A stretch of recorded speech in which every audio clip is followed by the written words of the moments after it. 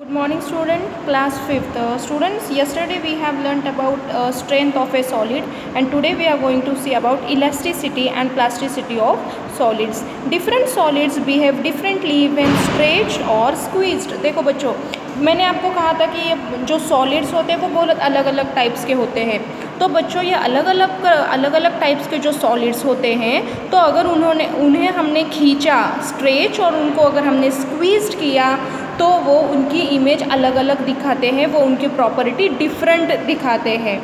Some get permanently change in shape, some regain their original shape soon after the applied force are removed. देखो बच्चों, कोई solids क्या होते हैं, अगर उन पर हमने फोर्स लगाया तो उनका शेप होता है वो परमानेंट के लिए चेंज हो जाता है। लेकिन ऐसे कोई सॉलिड्स होते हैं अगर उन पर हमने फोर्स लगाया और वो फोर्स बाद में हमने निकाल लिया तो वापस वो उनके ओरिजिनल शेप में आ जाते हैं। बच्चों मतलब अभी प्लास्टिक देखो, प्लास्टिक की चेयर, अगर प्लास्टिक के चेयर पर हमने फोर्स लगाया तो वो क्या हो जाएगी बेटा, वो टूट जाएगी, है ना बच्चों, वो टूट जाएगी तो परमानेंटली उसका शेप चेंज हो जाएगा। लेकिन बच्चों ये रबर बैंड देखो, अगर रबर बैंड को हमने दोनों तरफ से खींचा, उस पर फोर्स अप्लाई किया तो वो उसकी स्टेट जो है उसकी प्रॉपर्टी चेंज हो जाती है।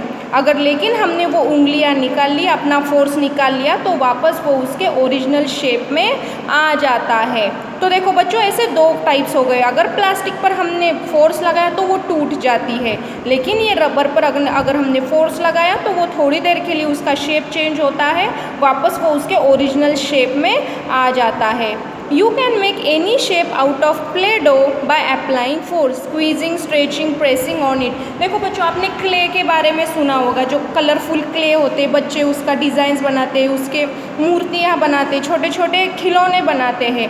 तो जो ऐसे ये क्ले मिट्टी जो होती है, क्ले आपको पता होगा खेलने में, तो वो क्ले पर अगर उसको हमने फोर्स लगाया, उसके कुछ अलग अलग आइडल्स बना है तो क्या हो जाता है बच्चों, उसका अलग अलग शेप बन जाता है। तो जो ये खेलने के जो क्ले होते हैं प्ले-डो, तो इसमें से हम प्रेस लगा के उसको स्क्वीजिंग करके उसके अलग अलग शेप बना सकते हैं बच्चों। Any material that is unable to regain its original shape on its own on removing the forces applied is said to be plastic. देखो बच्चों प्लास्टिसिटी, अभी ये प्लास्टिसिटी मतलब क्या है बच्चों, आपका प्लास्टिक मत आपके दिमाग में लाओ, जो प्लास्टिक की चीज़ें हम यूज़ करते हैं। प्लास्टिसिटी मतलब क्या बच्चों, जो चीज़ों पर अगर हमने फोर्स लगाया है तो उसका शेप चेंज हो जाता है, अगर वो फोर्स हमने निकालने के बाद उसका वापस शेप जैसे के वैसे नहीं हो जाता है तो ऐसी चीज़ों को बच्चों प्लास्टिसिटी कहते हैं।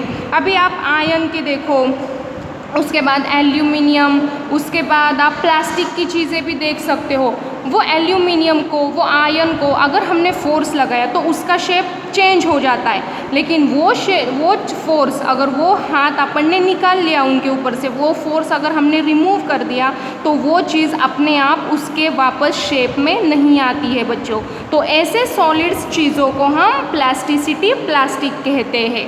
The property is called plasticity, मतलब क्या बच्चों, जो चीज़ फोर्स लगाने के बाद वापस अपने शेप में नहीं आती है अपने आप, उसे प्लास्टिसिटी कहते हैं।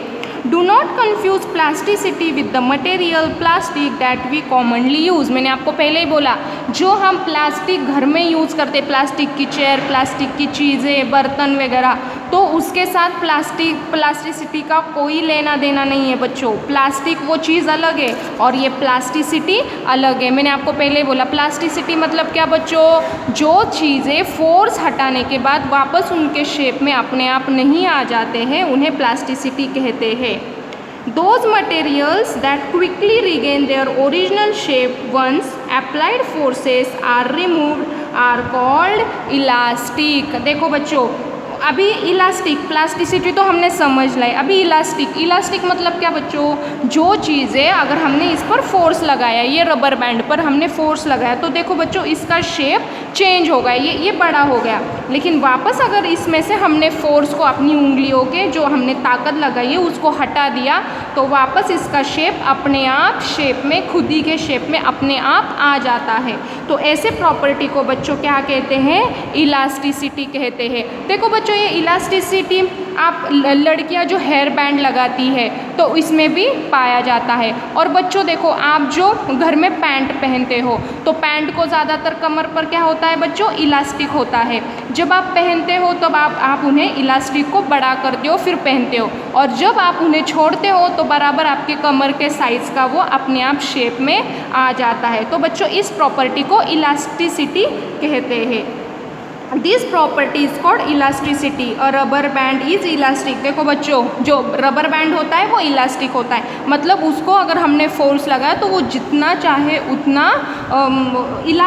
इलास्टिसिटी उसमें आ जाती है। अगर वो फोर्स हमने रिमूव कर दिया तो वापस वो उसके ओरिजिनल पोजीशन में आ जाता है बच्चों, तो इसे कहते हैं elasticity. So student today you read elasticity and plasticity of solids. Tomorrow we will continue. Thank you.